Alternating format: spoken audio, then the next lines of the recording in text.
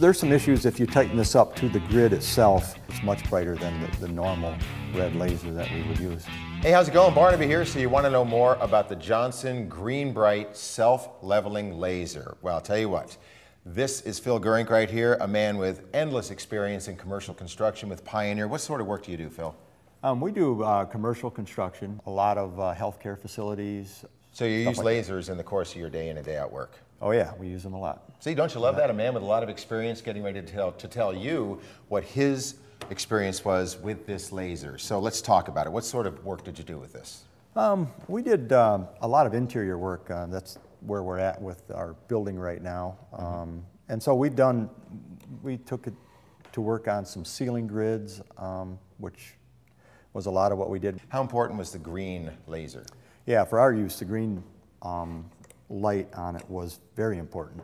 It was well lit within the uses that we had. It was very helpful to have the light that bright, and it's much brighter than the normal red laser that we would use. Okay, and then as far as focusing it, you know, it's got the scan and all that. Tell me about the attributes of this laser right here. Sure, yeah, this laser has something I'd never seen before. It allows the beam, a line, to focus on one area of the wall. That is quite helpful when you need the concentrated light in an area that might be a little brighter within the building or something, but it works very well for that. It sets up, it aligns itself real quickly, so there's no waiting for this thing to level up and start up. That's a good thing. Used on the vertical plane, it does require to be level. Okay, so you have to do some fine adjustment to get it level before you can shoot vertical. It doesn't have the feature to be able to put a dot on something finally, like some of the higher end lasers that we use. You can use the remote control and stop it at different points. So I'm not saying it doesn't do that completely, but to fine tune it, it's just not quite there. If it's set up on a tripod or on something that can get moved and it lowers, it will automatically start again. The laser level will start up again at that different elevation, and if you don't know it, it can cause you some trouble. But so it needs to be set up in a controlled environment so that doesn't happen. Okay, because some other higher dollar lasers will just shut off, and that'll let you know there's a problem. Right, you have to reset it. Correct. Yeah. Okay. Well, let's talk about the bracket. Oh, sure. Did that work well for you? Oh yeah, this is what we used on the ceiling grid I was talking about at first. There's some issues if you tighten this up to the grid itself, it will scratch the grid. I mean, that's something you have to pay attention to.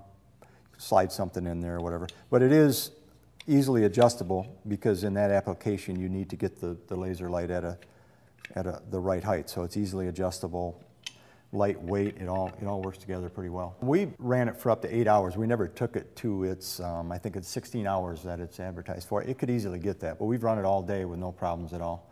And they have a little extra, if you can put some C batteries in here, and if it does run out, you can use your regular batteries to get you by to the recharging is complete. Okay, well, let's talk about recommendations here. Somebody asked you about this. Who would you recommend it to? I would recommend it to a ceiling person, a flooring person, anybody that does a lot of work on the interior of a building, because it is a very well lit beam that goes on this device. And if it's outside, it's not going to work very well for sidewalks and concrete like we do a lot of also. Because we have so many needs in what we do for commercial that we'd want one that can do it all and be a little higher end so that we can do it all with one tool. Alrighty. Hey, well, thanks, man. And you know what? You can read endlessly about this stuff. You'll see opinions this way and that, but isn't it better to hear from a person who's had years of experience in the construction industry, who has tested it in the field, and that is what you get at toolselect.com. Thanks a lot, Phil. All right. Thanks, sir. He's got construction hands.